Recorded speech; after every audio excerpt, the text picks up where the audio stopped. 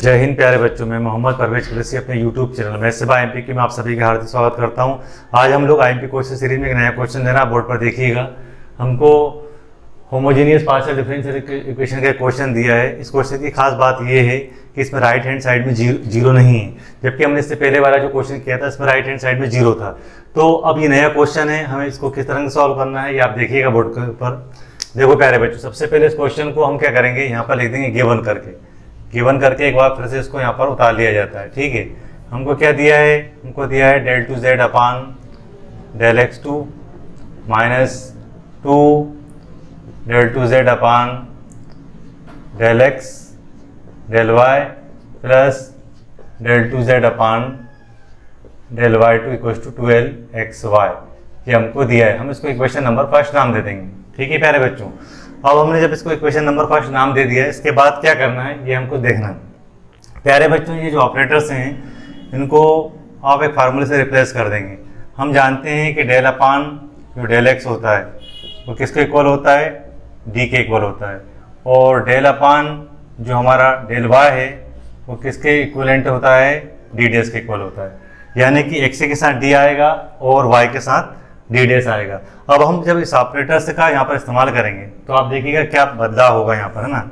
ये देखिए आप लोग, ये हमने यहाँ पर एम्प्लॉयज लगा दिया। प्यारे बच्चों, एक बार नोट करिए इस क्वेश्चन में यहाँ से और यहाँ से जेड बाहर आ रहा है, कॉमन आ रहा है। तो जब हम कॉमन ले लेंगे तो यहाँ पर क्या हो जाएगा, ये हो जाएगा आपका डी स्क्वायर माइनस यहाँ पर 2 है, ये हो जाएगा डी, और ये हो जाएगा डी डेस, और देखिए यहाँ पर क्या हो जाएगा प्लस डी डेस का स्क्वायर, और कॉमन क्या आ रहा था, z आ रहा था। ये कितना हो जाएगा, ये हो जाएगा आपका 12xy। प्यारे बच्चों, अब मैं आपको अच्छे से समझा देता हूँ कि हुआ क्या एक्चुअल में। आप सोचिए अगर यहाँ डी स्क्वायर होगा तो ये हो जाएगा del 2 अपान del x2, जो कि आपको ये दे देगा। अगर आप इन दोनों का इंटू करते हैं, इसका और इसका इंटू करते हैं, तो del 2 अपान del x del y आएगा, जो कि ये आ जाएगा। ठीक है प्यारे बच्चों, इसी प्रकार जब आप डी डेस का स्क्वायर करते हैं तो del 2 अपान del y2 हो जाएगा, जो यहाँ से हमको मिल जाएगा। अब हमारा इस क्वेश्चन में क्या है, z कॉमन आ रहा था तो कोई दिक्कत ही नहीं है। z कॉमन आने के बाद हमने इसको बाहर लिख दिया। ये पूरा ऑपरेटर आप समझ चुके हैं अच्छी तरीके से हम क्या कहना चाहते हैं। अब होता क्या है, इसके बाद हमको ऑक्सिलरी इक्वेशन यानी कि सहायक समीकरण निकालना होता है इस इक्वेशन का। इस इक्वेशन का सहायक समीकरण निकालने के लिए हमें करना ये है कि d की जगह पर हम m रखेंगे और d डेस की जगह पर 1 रख देते हैं।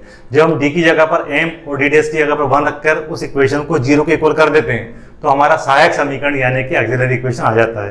तो आप देखिएगा, हम इस इक्वेशन को जो आई है इसको हम इक्वेशन नंबर 2 नाम देते हैं, क्योंकि हमें इनकी बाद में जरूरत पड़ेगी तो हम यहाँ से इसको ले लेंगे। ठीक है प्यारे बच्चों, तो हम क्या करेंगे, हम यहाँ पर पुटिंग करेंगे, है ना। Putting d equals to m, यानी जहाँ d है वहाँ m आ जाएगा और जहाँ पर d डेस है वहाँ पर 1 आ जाएगा। जब d की जगह m और d डेस की जगह 1 रख देंगे तो ये इक्वेशन बदल जाएगी और जो आएगा उसको हम 0 के इक्वल कर देंगे तो हमारी ऑक्सिलरी इक्वेशन यानी कि सहायक समीकरण बन जाएगा। प्यारे बच्चों, जब हम ऐसा कर देते हैं देन, है ना, उसके बाद ऑक्सिलरी इक्वेशन यानी कि सहायक समीकरण किस प्रकार निकाला जाएगा, हम यहाँ पर इम्प्लाई लगा देंगे।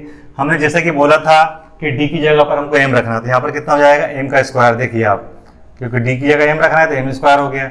अब यहाँ पर d की जगह m रखेंगे तो यहाँ तो 2 तो पहले से था और यहाँ हो जाएगा m, और यहाँ डी डेस की जगह 1 है तो 1 को रखना उचित नहीं होगा, क्योंकि 1 का हम किसी भी चीज़ में इंटू करेंगे वही चीज़ आएगी जो उसके इंटू में होती है। अब यहाँ पर 1 का स्क्वायर है इसलिए ये भी आपको नया नहीं आएगा, 1 और इक्वल टू 0 हो जाएगा। इतनी सी बात है इसकी सहायक समीकरण यानी कि ऑक्सिलरी इक्वेशन निकालने में। अब आप देख पा रहे होंगे कि ये a माइनस बी का होल स्क्वायर, यानी कि यहाँ पर अगर हम यहाँ पर बात करें a माइनस बी का स्क्वायर बन रहा है, तो यहाँ पर अगर हम बात करें तो a की जगह हमारे पास m है और b की जगह 1 है। तो उस हिसाब से अगर हम बात करें प्यारे बच्चों तो यहाँ पर हो जाएगा आपका m माइनस 1 का होल स्क्वायर और इक्वल में 0। अब आप अच्छी तरीके से समझ पा रहे होंगे, इसको जब हम सॉल्व करेंगे, है ना, तो m के 2 वैल्यू आ रही हैं और दोनों ही वैल्यू 1 आ रही हैं, 1, 1। तो आप यहाँ पर बड़ी आसानी से कह सकते हैं m की जो वैल्यू आ रही हैं एक तो 1 है और एक 1 है ना। अब ये कैसा क्वेश्चन है प्यारे बच्चों जिसमें m की वैल्यू रिपीट हो रही है, तो रिपीट वाले का एक अलग फार्मूला होता है, अभी हम आपको बताने जा रहे हैं। साथ में आप ये भी याद रखिएगा कि हम वो उस क्वेश्चन को सॉल्व कर रहे हैं बच्चों जहाँ पर राइट हैंड साइड में 0 नहीं है। जब इस तरह का क्वेश्चन होता है तो पहले हम CF निकालते हैं यानी कि कॉम्प्लीमेंट्री फंक्शन, यानी कि हिंदी में बात करें तो पूरक फलन, फिर हम विशेष समाकल यानी कि PI यानी पार्टिकुलर इंटीग्रेशन निकालते हैं। तो हम आखिरी में करते क्या है, यहाँ पर देखिए z दिया है ना, डिपेंडेंट वेरिएबल में z दिया है, तो z इक्वल टू हो जाएगा CF प्लस PI। जब हम CF और PI को ऐड कर देते हैं तो हमारी z की वैल्यू हो जाती है। ठीक है प्यारे बच्चों, तो आप देखिएगा ये आप पूरा अच्छी तरीके देख ही चुके हैं। अब हम ये बात कर रहे थे यहाँ पर कि m की वैल्यू रिपीट है। जब रिपीट होती है तो CF का फार्मूला क्या होता है, देखिए कॉम्प्लीमेंट्री फंक्शन यानी कि पूरक फलन। तो इसका फार्मूला ये होगा, यहाँ आएगा phi1, फिर आता है y प्लस m1x। अब रिपीट था ना, देखिए रिपीट था तो यहाँ पर क्या जाएगा, x आ जाएगा, है ना। यहाँ जाएगा फिर phi2 of y plus mx। प्यारे बच्चों m की वैल्यू हमारी कॉमन है, तो m की वैल्यू 1 है, तो यहाँ पर x बचने वाला है, यहाँ पर x बचने वाला है क्योंकि m की वैल्यू हमारी 1 है। अभी जैसा कि हमने बताया m की वैल्यू रिपीट थी, मान लीजिए थोड़ी देर के लिए अगर m की वैल्यू एक और आ जाती, मान लो रिपीट 1, एक और 1 होता है यहाँ पर, तो अगली स्टेप यहाँ x स्क्वायर आता और वापस ये चीज जाती, बस यहाँ पर क्या हो जाता, phi2 की जगह phi3 हो जाता है ना। और रिपीट होती तो और आगे x की पावर बढ़ जाती और phi की वैल्यू आगे बढ़ती चली जाती। ठीक है प्यारे बच्चों, तो हम यहाँ पर क्या करेंगे, हम यहाँ पर करेंगे CF, है ना। तो m की वैल्यू तो हमारी कॉमन ही है जो कि 1 है, ये कितना बचेगा, y प्लस x बचने वाला है। देखिए आप ये y प्लस x हो गया। अब प्यारे बच्चों x आ गया, ये हो गया आपका phi2 और यहाँ बचेगा y प्लस x। ठीक है, ये हमारा यहाँ पर आधा क्वेश्चन सॉल्व हो जाता है। ठीक है, हमने बोला था ना कि हमको CF निकालना है और फिर PI निकालना है, तो CF तक तो हम आ चुके हैं। अब हम बढ़ते हैं विशेष समाकल की तरफ, यानी कि पर्टिकुलर इंटीग्रेशन कैसे निकालते हैं। तो हम यहाँ पर लिखेंगे नाउ, हम यहाँ पर लिख देंगे नाउ और इम्प्लाई लगा देंगे। PI का फार्मूला, PI का फार्मूला होता है 1/f of d comma d dash और इनटू में आता है Q। प्यारे बच्चों जैसे कि आप जानते होंगे, ये वाला जो राइट हैंड साइड वाला पोर्शन होता है जो भी इधर दिया हो वो हमारा Q कहलाता है यहाँ पर, और f of d comma d dash जो है वो ये होता है आपका जो यहाँ पर लिखा हुआ है, f of d comma d dash ये वाला पोर्शन होता है। तो हम क्या करेंगे यहाँ पर, हम यहाँ पर इतना सा काम करने वाले हैं, इस चीज को उतार देंगे, यहाँ पर लिख देंगे। तो यहाँ पर क्या दिया है आप देखिए ध्यान से, यहाँ पर आपको डी स्क्वायर दिया है माइनस, फिर देखिए 2, है ना, यहाँ पर कितना है, ये 2d और d डैश और प्लस d डैश का स्क्वायर, d डैश का स्क्वायर दिया आपको और इनटू में q की वैल्यू आपको देखिए क्या है, 12xy, यानी 12 इंटू एक्स इंटू वाई ये आपको दिया है। अब आप अगर ध्यान से देख पा रहे होंगे तो यहाँ पर फिर से a माइनस बी का होल स्क्वायर बन रहा है, जो कि यहाँ पर कैसा हो जाएगा, ये देखिए ये हो जाएगा d माइनस डी डैश का होल स्क्वायर, है ना, यानी a माइनस बी का होल स्क्वायर को ओपन करेंगे आप, वापस गिर जाएगा a square plus B square minus 2ab। बड़ी आसानी से आ गया बच्चों, कोई दिक्कत नहीं। यहाँ पर कितना हो जाएगा, ये हो जाएगा हमारा 12xy। ठीक है प्यारे बच्चों, उम्मीद है आपको बात यहाँ तक समझ में आ पा रही होगी। अब हम इसके आगे की स्टेप समझते हैं। अब हम क्या करेंगे, यहाँ से d बाहर लेंगे, d को हम कॉमन लेंगे। जब हम d को कॉमन लेंगे तो पावर क्या है, ऊपर 2 है, इसका मतलब ये है कि d स्क्वायर कॉमन आने वाला है। जब हम d कॉमन लेंगे तो यहाँ 1 बचेगा और ये d इसके नीचे आ जाएगा। ठीक है प्यारे बच्चों, तो आप देखिएगा ये हो जाएगा आपका, यहाँ से हमने d कॉमन लिया था लेकिन स्क्वायर होने की वजह से d स्क्वायर हो गया। और रही बात कॉमन की, तो यहाँ जो है इसके नीचे जाएगा, ये हो गया d डैश अपान d और ये होगी पावर आपकी 2 चली रही है, यहाँ पर हो जाएगा 12xy प्यारे बच्चों। अब इन्वर्स फंक्शन क्या कहता है, जैसे 1/x होता है, 1/x को हम x इन्वर्स लिख सकते हैं, उसी तरह से हम इसको ऊपर लेके जाएंगे तो ये हो जाएगी पावर -2, यानी इन्वर्स फंक्शन यहाँ पर लगा देंगे।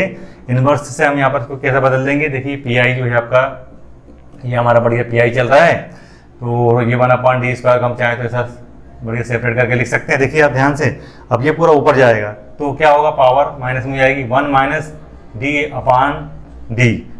डैश अपान d की पावर कितनी जाएगी, माइनस का 2, और यहाँ पर क्या चल रहा है, ये चल रहा है 12xy हमारा चल रहा है। अब आगे की स्टेप को आपको समझने के लिए सबसे पहले फार्मूला जानना होगा, वो फार्मूला क्या होता है, यहाँ पर कौन सा फार्मूला लगने वाला है वो हम समझते हैं। हम यहाँ पर आने के बाद लिखेंगे सिंस, हम यहाँ पर आने के बाद लिखेंगे सिंस 1 माइनस d की पावर -2 का फार्मूला होता है 1 plus 2d plus 3d square plus 4d cube, ऐसे चलता चला जाता है, ऐसे आगे बढ़ता चला जाएगा।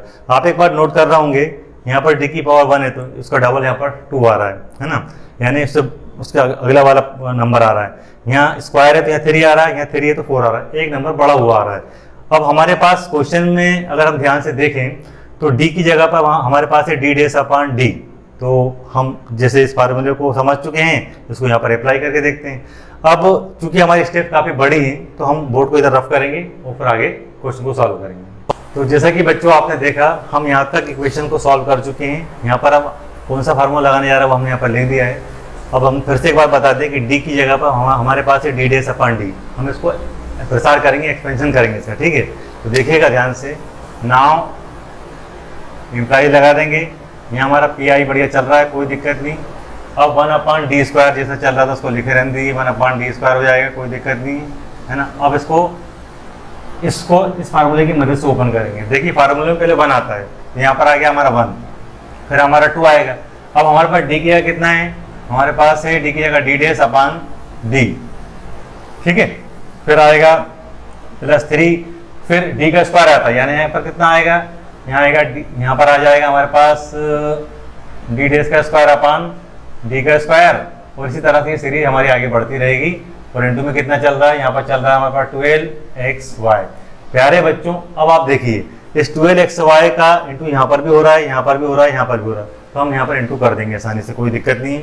तो ये हो जाएगा प्यारे बच्चों 1 डी स्क्वायर। अब इंटू करते हैं, इसका इंटू जब यहाँ पर होगा तो यहाँ पर कितना आएगा, यहाँ पर आएगा 12xy प्लस ये 2 चल ही रहा है ना। यहाँ है डी डेस अपॉन डी, इंटू करा अपन ने, यहाँ पर कितना हो गया, ये हो गया 12xy, ठीक है प्यारे बच्चों। फिर प्लस यहाँ पर 3, फिर यहाँ कितना लिखा है, डी डेस का स्क्वायर अपॉन डी का स्क्वायर, यहाँ कितना चल रहा है 12xy। और ये सोहान हमारी स्टेप चलती रहेंगी, कोई दिक्कत नहीं। आप एक बात अच्छी तरीके से जानते हैं कि डी डेस की वैल्यू क्या होती है। डी डेस की वैल्यू होती है डेल अपॉन डेल वाई, यानी कि जो भी हमारा डिपेंडेंट वेरिएबल होगा उसका हमें वाई के रिस्पेक्ट में पार्शियल डिफरेंशिएशन करना है। डेल अपॉन डेल वाई का मतलब क्या हुआ, हमें वाई के रिस्पेक्ट में आंशिक अवकलन यानी कि पार्शियल डिफरेंशिएशन करना है। तो आप देख पा रहे हो यहाँ पर x से भी है y भी है, x से भी है y भी है। तो हम क्या करेंगे, हम y वाला पोर्शन सेपरेट कर लेंगे क्योंकि यहाँ पर डी डेस है, y वाला पोर्शन सेपरेट कर लेंगे क्योंकि यहाँ पर डी डेस है। तो डी डेस वाले को हम पहले सेपरेट कर लेते हैं। तो कितना हो जाएगा, ये हो गया 1 हमारा डी स्क्वायर चल ही रहा है, और ये हो गया हमारा 12xy। अब देखिए आप यहाँ डी डेस है, यानी डी डेस का मतलब कितना हुआ, डेल अपॉन डेल वाई। तो इसका मतलब ये हुआ कि 12 का 2 में 2 कर दें, कितना आएगा यहाँ पर 24। ये कांस्टेंट था, हम इसको अलग कर लिया है ना। अब हमने साथ में x भी अलग कर लिया, ठीक है। 12 का 2 में 2 कर दिया तो 24 हो गया, यानी कि 24 हो गया। और साथ में हम यहाँ पर देखेंगे, यहाँ पर है डी डेस, और इसके साथ हमने क्या ले दिया, y ले दिया। और इसको चाहें तो हम d को यहाँ पर लिख सकते हैं, ये हमने सेपरेट कर दिया। अब आप अच्छे तरीके जानते हैं कि इसका मतलब डेल अपॉन डेल वाई होता है, यानी कि y का डिफरेंशिएशन 1 हो जाएगा। इसी प्रकार प्यारे बच्चों आप देख पा रहे होंगे कि 12 का 3 में 2 करेंगे तो कितना आएगा, 36 आएगा, है ना। यहाँ पर कितना जाएगा, 36 आएगा। और डी स्क्वायर हमारा बढ़िया चल ही रहा है, इसको डिस्टर्ब नहीं करते हैं अपन, है ना। और साथ में हम यहाँ पर x से भी लेते हैं, और यहाँ दिया है डी डेस का स्क्वायर, और यहाँ पर फिर से y आ जाएगा, और ऐसा चलता रहेगा। अब नोट करने वाली बात ये है कि y का 1 टाइम में डिफरेंशिएशन y के रिस्पेक्ट में 1 हो गया था। तो 1 का जब हम मतलब y का हम 2 बार y के रिस्पेक्ट में डिफरेंशिएशन करेंगे तो यहाँ पर 0 होना ही होना है, क्योंकि यहाँ पर कांस्टेंट बचेगा 1 का जो 1 कांस्टेंट होने की वजह से उसका डिफरेंशिएशन कितना हो जाएगा, 0 हो जाएगा। इसीलिए हमने वो आगे के स्टेप को नहीं लिखा था। आप देख पा रहे होंगे सीरीज लगातार आगे बढ़ रही थी, लेकिन हमने उसको नहीं लिखा है। अब आप देख पा रहे होंगे ये हो गया 1 डी स्क्वायर, और ये कितना हो गया, ये हो गया 12xy। प्यारे बच्चों आपको समझाने के लिए हम पूरी स्टेप को यहाँ पर लिख देते हैं, फिर से ये लिख दिया। अब देखिए इसका मतलब होता है del upon del Y, Y का वाई के रिस्पेक्ट में आंशिक अवकलन 1 हो गया, यानी यहाँ पर 1 आ गया। अब सोचो 1 का फिर से वाई के रिस्पेक्ट में करेंगे तो 0 होना ही है, मतलब कांस्टेंट होने की वजह से। तो कितना हो जाएगा अगली स्टेप में, देखिए 36 हो गया, ये x हो गया, और ये आपका डी स्क्वायर है। अब यहाँ पर 0 आना ही था, आगे भी जितने भी आते सब 0 हो ही जाते, इसलिए हमने उसको लिखा ही नहीं, ठीक है प्यारे बच्चों। अब आगे की स्टेप आप आगे देखिएगा कैसे हम इसको सॉल्व करते हैं। तो प्यारे बच्चों आपने देखा हमने यहाँ तक इसको सॉल्व कर लिया है, अब हम इस स्टेप को आगे बढ़ा रहे हैं, ठीक है। तो आप यहाँ से इधर देख लीजिएगा, यहाँ पर हम यहाँ पर इम्प्लाई लगा रहे हैं, ये हमारा बढ़िया पी आई चल रहा है, कोई दिक्कत नहीं। यहाँ अपना 1 डी स्क्वायर है, ठीक है। अब आप देखिए ये हो गया आपका 12xy, ठीक है। अब 1 डी का मतलब होता है इंटीग्रेशन dx, यानी कि x के रिस्पेक्टिव में समाकलन। तो आप देख पा रहे होंगे ये हो गया आपका 24 कांस्टेंट, कोई दिक्कत नहीं, है ना। 1 डी का मतलब ये जो 1 डी है इसको हमने ऐसा लिख लिया सेपरेट करके जमाने मतलब आपको समझाने के लिए, ताकि आपको बात समझ में जाए, क्योंकि एक डी के साथ x आएगा और डी के साथ y आएगा। इसी प्रकार आप देख पा रहे होंगे ये 36 है ना, तो अपान में कितना है डी का स्क्वायर है ना, और यहाँ पर आप देख पा रहे होंगे कि ये स्टेप पूरी जीरो थी, तब इसको नहीं ना लिखें तो ज़्यादा बेहतर रहेगा। ये सब जीरो आने वाले थे, नहीं लिखते हैं अपन, ठीक है। अब हम आगे बढ़ते हैं। तो आप देखेंगे यहाँ पर कि जब इसका इंटू यहाँ पर करते हैं तो क्या होता है, यहाँ पर आ जाएगा 12 है ना, ये हो गया x y और अपान में कितना है डी स्क्वायर, फिर प्लस यहाँ पर आप देख पा रहे होंगे 24 हो जाएगा 1/d की पावर 3 और ये x है ना, और ये स्टेप ऐसे चलती रहेगी। आप अच्छी तरीके से देख रहे हैं कि x से का यहाँ पर 3 टाइम इंटीग्रेशन होगा, यहाँ पर x से का 2 टाइम इंटीग्रेशन होगा, यानी कि समाकलन होगा। तो समाकलन या इंटीग्रेशन पावर बढ़ती है। तो आप देखना ये हो जाएगा आपका 12 और y हमने अलग कर दिया क्योंकि कांस्टेंट का काम करेगा यहाँ पर, और ये 1/d हो गया है ना, और x से का एक बार इंटीग्रेशन करेंगे कितना आएगा x²/2, इसलिए कि d यहाँ पर कम हो गया है, ठीक है प्यारे बच्चों।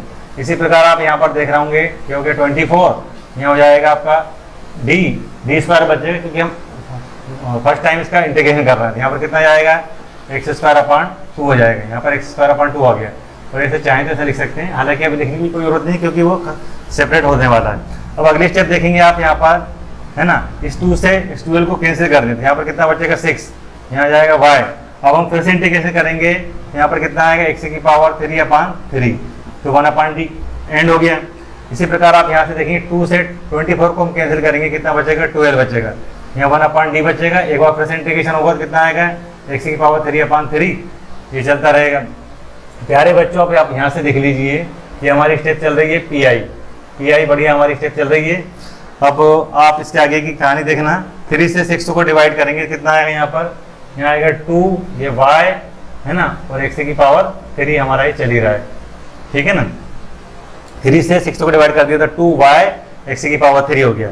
इसी तरह 3 से 12 को डिवाइड करेंगे तो यहाँ पर कितना आएगा +4 आएगा। देखिए आप 3 से 12 को डिवाइड करेंगे 4 आएगा, फिर 1/d है, 1/d मतलब इंटीग्रेशन dx, यानी x⁻3 का एक बार फिर से हम x के रिस्पेक्ट में इंटीग्रेशन करेंगे। यहाँ पर कितना आएगा, यहाँ पर आएगा x⁻4/4। अब इस 4 से 4 को फिर से हम कैंसिल कर देते हैं, कैंसिल हो रहा है तो अब हमारे पास क्या बचा, हमारे पास पी आई की जो वैल्यू बच रही है वो हो गई 2x⁻3y + x⁻4, ये हमारा पी आई आ गया। अब आता है समय फाइनल आंसर लिखने का। तो जैसा कि हमने बताया था कि फाइनल आंसर लिखने के लिए हम CF और PI को ऐड कर देंगे, मतलब जोड़ देंगे, तो हमारा आंसर आ जाएगा। तो उसके लिए हम क्या करते हैं, फर्स्ट बोर्ड को रफ कर लेते हैं, ऊपर हम लिख देते हैं। तो प्यारे बच्चों जैसे कि हमने बताया हमारा जो फाइनल आंसर है वो CF और PI को ऐड कर यानी जोड़ कर निकलेगा। तो हम क्या करेंगे, हैंस है ना, ठीक है, यहाँ इंप्लाई लगा देंगे। अब हम Z की वैल्यू निकालना चाहते हैं तो ये हो जाएगी आपकी CF यानी कि कॉम्प्लीमेंट्री फंक्शन, वो PI यानी कि पर्टिकुलर इंटीग्रेशन यानी कि विशेष समाकल। अब Z की वैल्यू हम निकाल रहे हैं, आप देखिए ध्यान से, ये CF है तो ये कितना हो गया, ये φ1, ये हो गया आपका y + x है ना, फिर प्लस यहाँ पर x है, ये हो जाएगा φ2, यहाँ पर आ जाएगा y + x। अब PI की वैल्यू आप देख पा रहे होंगे, वहाँ पर लिखिए, आप देखिए तो कितना हो जाएगा, ये हो जाएगा 2x⁻3y + x⁻4। ये हमारा फाइनल आंसर हो गया प्यारे बच्चों, ठीक है। उम्मीद है आपको हमारा ये वीडियो पसंद आया होगा। अगर आपको हमारा ये वीडियो अच्छा लगा हो तो प्लीज़ हमारे चैनल को लाइक करें, शेयर करें, सब्सक्राइब करें। धन्यवाद।